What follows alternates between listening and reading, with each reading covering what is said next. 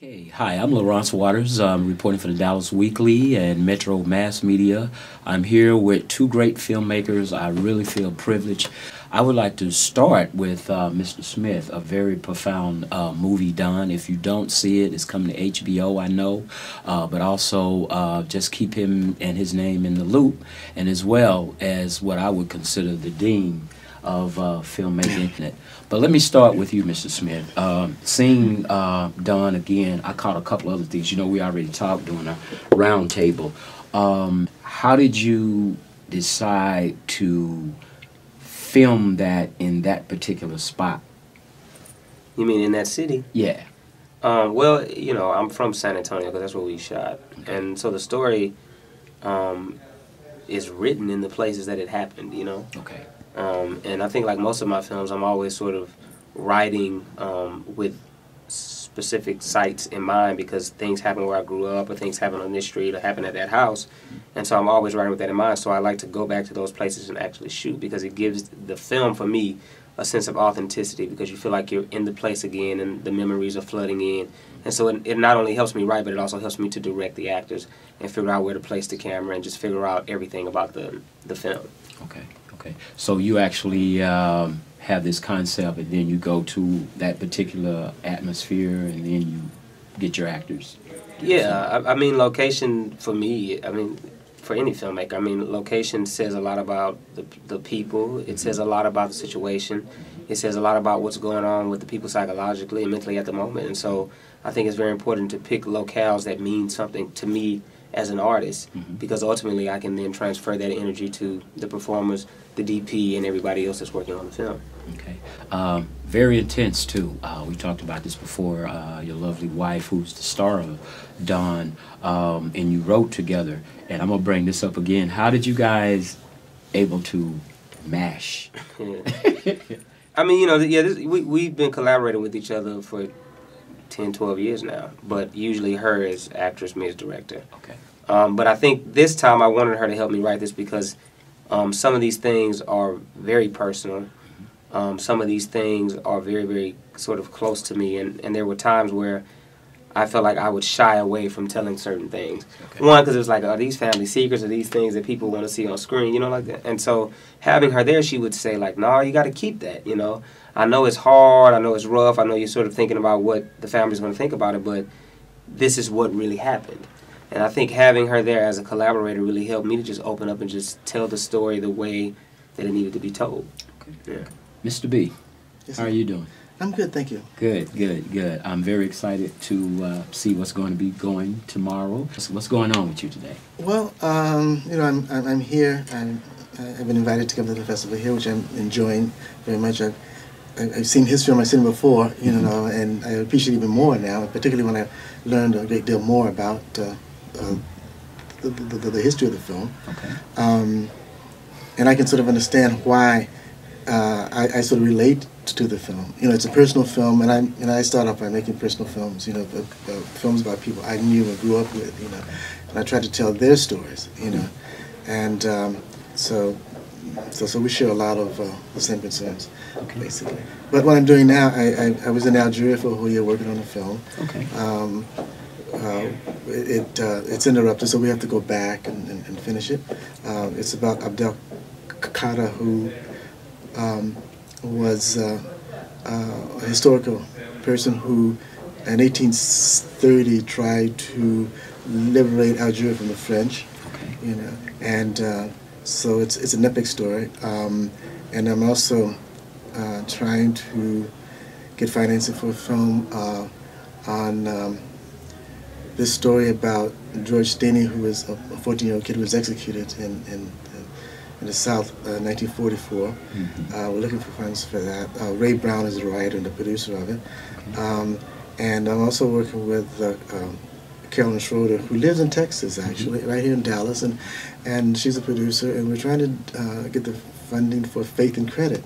Okay. And so that's what we're hustling on, trying to do. Okay.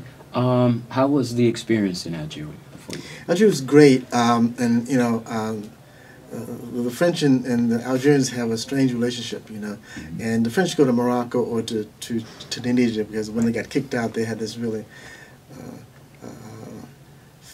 feeling of betrayal and all sorts of things. Mm-hmm. You know, they sort of like exploited these people, and Right. and when the Algerians wanted their liberation, Mm-hmm. they couldn't understand why. Why would they want to kick us out and things like that? But anyway, but there's always this fear when you're in France. They always ask you, aren't you afraid to be in Algeria? And I said no. And I mean, there is this terror scare and things like that people hear about, but you feel safer there than you do here. Oh, okay. You don't hear about drive-by shootings. You don't hear about police shooting you like you hear this ongoing rash or epidemic of young black men being shot and things like that. Right. It's a very open, and you feel, I mean, people greet you, by, and with a hug and a kiss and all that sort of thing there. And you can't go anywhere where you go in the crowd, everyone shakes your hand and says hello, Mm-hmm. And so you feel very comfortable there. I mean, the traffic, if you think the traffic here is bad, wait till you experience it there in Algeria. It's just, I mean, this is such a pleasure, right? But there it has its advantages, but, in a sense that people they don't get road rage habits like to do, or antics, Right. So, I mean, even though the traffic stops and it's very difficult, some of the streets are narrow and things like that, but it's a great place to be. Okay. I've traveled abroad. Yeah, I found that a lot of the West, we get confused until we actually go. It's like neighborhoods and that type of thing.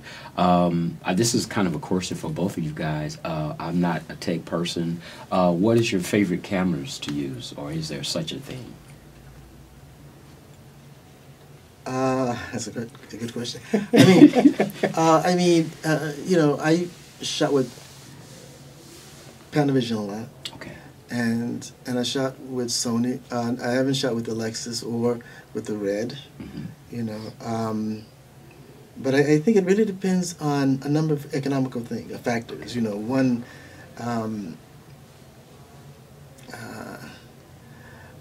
What is your budget, and can you afford film? Is it more advantageous to shoot digitally? And the different aesthetics between the two. And it's also a matter of which one you grew up with.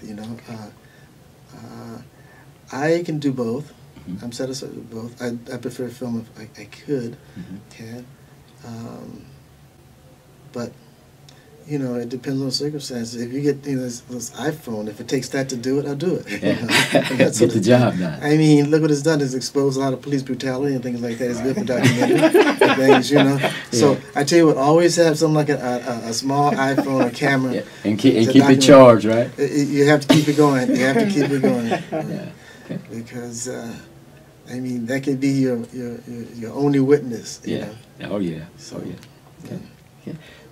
Mr. Smith, I know you do something a bit different, but I still see from, when initially I got enlightened about you, how you were behind the camera and you had your crew and this, that, and the other. And this is twofolded. Once you see it, how do you know what you want to edit? That may seem like a stupid question, I don't know. But when you go into the editing and the film process, how do you know exactly what you're going to cut? And do you think that's going to be the part that the masses get or not? Is that hard for you guys to do? I have to be honest. I can't think about for me, when I'm editing, I can't think about what the masses are going to get. I'm gonna be honest. Okay, I have to just tell the story that I want to tell. Okay. And so what I'm looking at first and foremost is performance. To be honest with you, Okay. I think that's key for me. Okay. If the performance is solid, if there's some kind of error in clothing or something, I'll still use that as long as the audience doesn't catch it. Okay. I mean, there are moments in Dawn where there's a cigarette up, a cigarette down, a cigarette right. Yeah. But the performance is there, so I'm looking at that first. Okay. Because I think that's the thing that we as an audience really get attached to. Okay. Yeah. And then there's all these other things. This is one of the films that the first films that I didn't edit because usually I edit my own work. Mm-hmm. But I had another editor here, and I think the thing that for me when I sat down with him, I just told him, look, there are several things that I want the audience to feel. One, I want them to really feel this woman's isolation from everyone else. I really want them to feel this woman's sort of pain and her desire also to sort of do better, and then really seeing her spirit like literally ripped out of her. And so as he was looking at the footage, he was again looking at performance pieces that told that particular story, and putting those together for me. And then I would sit down with him, and then we would sort of go through. Okay. Yeah. Okay. Mr. B? Well, I think you have to when you start writing, be aware of the themes and nuances and symbols and the acting and things like that. You anticipate a lot of things because you sort of, at least I do, I try to see it in my head. I sort of visualize the whole film. And I also have to be aware of the audience. I mean, for example, this film we're trying to do about this young man who was executed. It's a difficult film to tell because, you know, audience don't want to sit and watch a film that's going to be very difficult. Right. And so there is no happy ending. Okay. Yeah. But you need to tell the story. Yeah. But how do you tell it where people are going to sit and tell their friends to come see it? Because I remember 12 Years of Slavery. Right. You know, and the comments were, I don't want to go see the film because I don't want to see that. Right. You know, you hear people in Academy Awards, they voted for it, but they didn't want to go see it. Right. It's such a hard thing to watch. Okay. And so, but you have to write and you have to be aware of, well, how am I going to make this film? Okay. Where it's going to be a surprise to people, where people will be able to tell their friends to come and see it. You have to see this film. Right. And somehow at the end, that it doesn't focus on the execution of this kid, but it has to go beyond that. You know, where there's something where the family, where it has to start with the family, and the incident is not the focal point, but it's the family coming back and surviving and being able to endure, and finding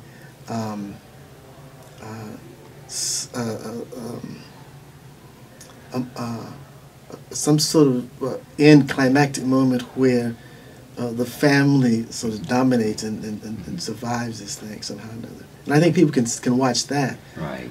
And see that if we see them survive. Yeah. Yeah. Or something. Yeah. Yeah. Well, great.